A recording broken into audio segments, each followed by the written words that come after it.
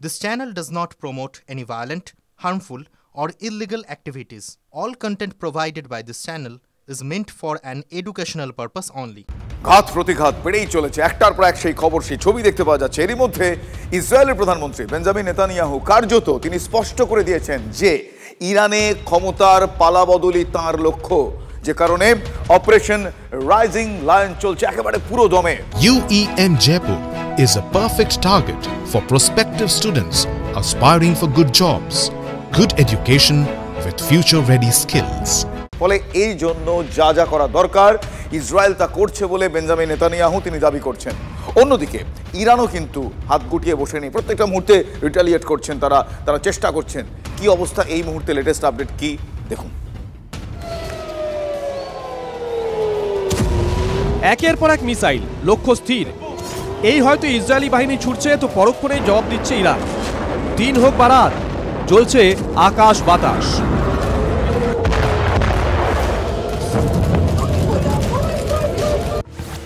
এরই মধ্যে Benjamin Netanyahu বলেই দিয়েছেন, ইরানের সর্বোচ্চ ধর্মীয় নেতা আয়াতোল্লাহ আলী খামেনেইকে ছাড়ার প্রশ্নই নেই। ইরানের সুপ্রিম লিডার শেষ মানেই নাকি যুদ্ধ শেষ। আর কি চাই? টার্গেট সেট, সেই মতো আক্রমণ। ইসরায়েল ছক কষতে ব্যস্ত, কিভাবে খামেনের জীবনে দড়ি টেনে দেওয়া যায়। কিন্তু ইরান, তারাও ছাড়ার পাত্র নয়। তার আগে ভয়ঙ্কর আক্রমণ তেল আবিবে, তারাও কাঁপিয়ে দিচ্ছে ইসরায়েলকে।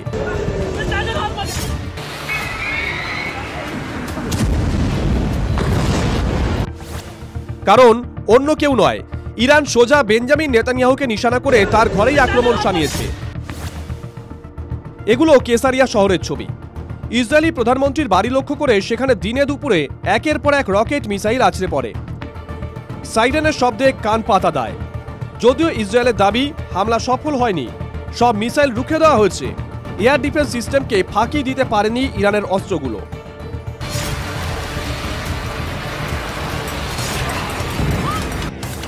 তেল আবিব ও হাইফার মধ্যে পড়ে কেসারিয়া। এটি ইসরায়েলের অন্যতম আধুনিক একটি শহর। তেল আবিব থেকে দূরত্ব প্রায় 50 কিলোমিটার।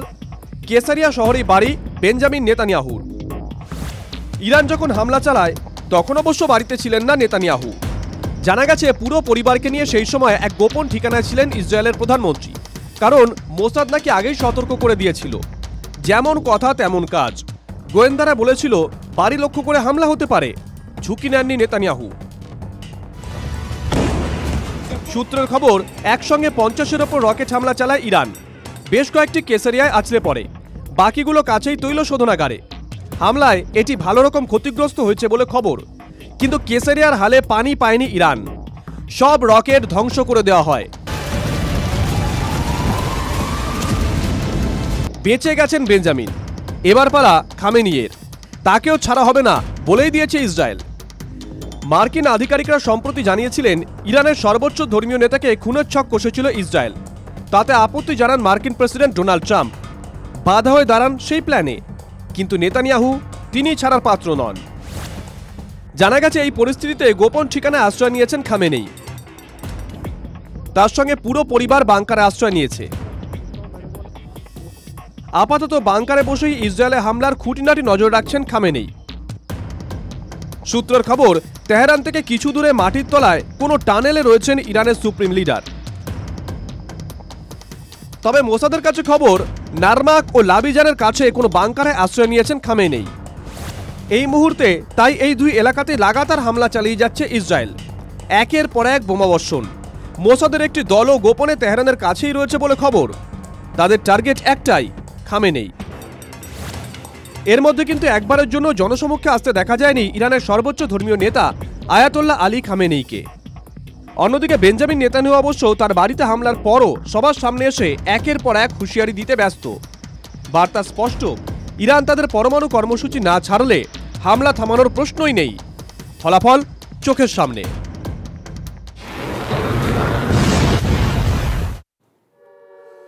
অন্যদিকে সাদ্দাম হোসেন, নিশ্চয়ই মনে আছে সাদ্দাম হোসেনের কথা। সাদ্দাম হোসেনের মতোই চরম পরিণতি খামেনেইয়ের হবে।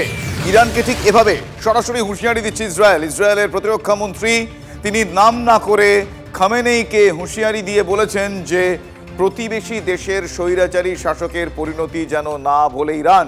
ইরান এখন যেভাবে তাদের উপর হামলা চালাচ্ছে তার ফল তাদেরকে ভুগতে হবে বলে সাফ জানিয়েছেন ইসরায়েল কার্জ একেবারে স্পষ্ট ভাষায় বলে দিয়েছেন যে ইরানের স্বৈর শাসকরা যদি যুদ্ধাপরাধ বন্ধ না করে তাহলে আর ইসরায়েলের সাধারণ জনগণের উপর হামলা বন্ধ তাদের না করা হয়, তারা না করেন, তাহলে ইরানের স্বৈর শাসকের অবস্থাও প্রতিবেশী দেশের স্বৈর শাসকের মতোই হবে। স্পষ্ট হুঁশিয়ারি প্রতিরক্ষা মন্ত্রীর। আপনাদের সেই পোস্ট আমরা দেখাচ্ছি।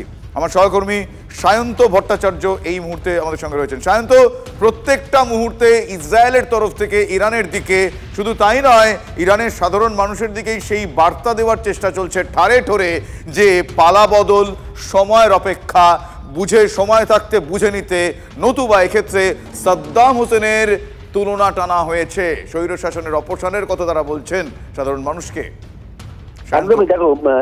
একদমই দেখো ডোনাল্ড ট্রাম্প বা বেঞ্জামিন নেতানিয়াহু দুজনেই কিন্তু একটা বিষয় নিজেদের এক্সটার্নাল বার্তায় বুঝিয়ে দিচ্ছেন যে বিশ্বের কাছে এখন সবচেয়ে বড় ত্রাসের নাম যে খামেনি, এবং সেই জন্য খামেনিকে কিন্তু তারা যে কোনো উপায়ে তারা আত্মসমর্পণ করতে বলছে, অথবা তারা কিন্তু একটা বিষয় বলছে খামেনিকে ছাড়া হবে না।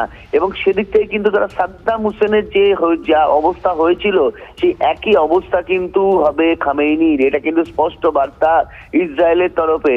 আর স্বাভাবিকভাবে এই যে এক্সট্যান্ডেলে একের পর এক, কখনো ইসরায়েলের প্রধানমন্ত্রী, কখনো ইসরায়েলের প্রতিরক্ষা মন্ত্রী, তারা যে বার্তাগুলো দিচ্ছেন এক্সট্যান্ডেলের মাধ্যমে সেটা স্পষ্ট করে দিচ্ছেন যতক্ষণ না খামেনিকে তারা সম্পূর্ণ দমন করতে পারছেন বা সম্পূর্ণ নিকেশ করতে পারছেন ততক্ষণ কিন্তু এই যুদ্ধ চলবে।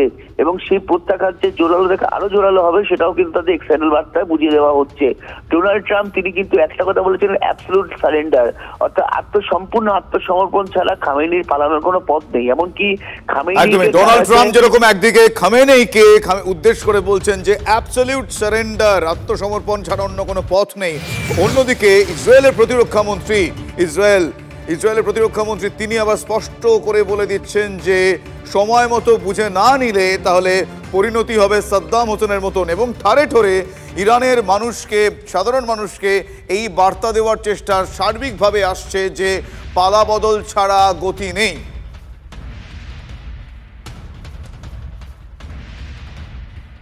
একদিকে ডোনাল্ড ট্রাম্প, অন্যদিকে বেঞ্জামিন নেতানিয়াহু, পরপর একটার পর এক পোস্ট, তাদের রিয়াকশনস পাওয়া যাচ্ছে এবং সেক্ষেত্রে বারবার খামেনির অপসারণের দাবি, এবং সেক্ষেত্রে সময় থাকতে থাকতে খামেনিকে বুঝে নিতে তারা বার্তা দিচ্ছেন, কড়া বার্তা দিচ্ছেন, এবং অ্যাবসলিউট সারেন্ডার, একেবারে আত্মসমর্পণ ছাড়া অন্য কোনো গতি নেই। শুধু তাই নয়, খামেনির নিকটজনেদের, যাদের উপদেশ খামেনির জীবনে গুরুত্বপূর্ণ, তাদেরকেও নিকেশ করে দিয়ে একেবারে এক ঘরে করে দেওয়ার চেষ্টা চালানো হচ্ছে যাতে খামেনি কোনোভাবেই এই মুহূর্তে সিদ্ধান্ত গ্রহণের মতন অবস্থাতেও না থাকেন। ফলে স্ট্র্যাটেজিক এখনো পর্যন্ত এই হামলা এবং এই পদক্ষেপ ভয়াবহ আকার নিচ্ছে, ক্রমেই ভয়াবহ আকার নিচ্ছে ইরান ইসরায়েল যুদ্ধ। ঘন ঘন সেখানে সাইরেন বাজছে, শুনতে পাওয়া যাচ্ছে সেই আওয়াজ। সেখানকার মানুষজন এই মুহূর্তে শিহরিত, ছুটে আসছে মিসাইল, তারা ভীত সন্ত্রস্ত, প্রাণ বাঁচাতে তাই টানেলের মধ্যে নিয়ে আশ্রয় নিচ্ছেন ইসরায়েলিরা। সেই ছবিও দেখতে পাওয়া যাচ্ছে। এরই মধ্যে জীবনের উদযাপনের ছবিও কিন্তু দেখা যাচ্ছে, আপনাদের দেখাবো। নাচ গানে ইসরায়েলিরা মেতে উঠছেন, সেই ছবিও রয়েছে। এই যুদ্ধের মধ্যে, এই যুদ্ধ পরিস্থিতির মধ্যে নাচে গানে ইসরায়েলিদের উদযাপন। কিসের উদযাপন? বিজয়ের উদযাপন, বিজয় উল্লাস। তার কারণ তারা ধরেই নিয়েছেন যে ইরানে গদিচ্যুত, ইরানের পালাবদল খামেনেইয়ের সরকারের।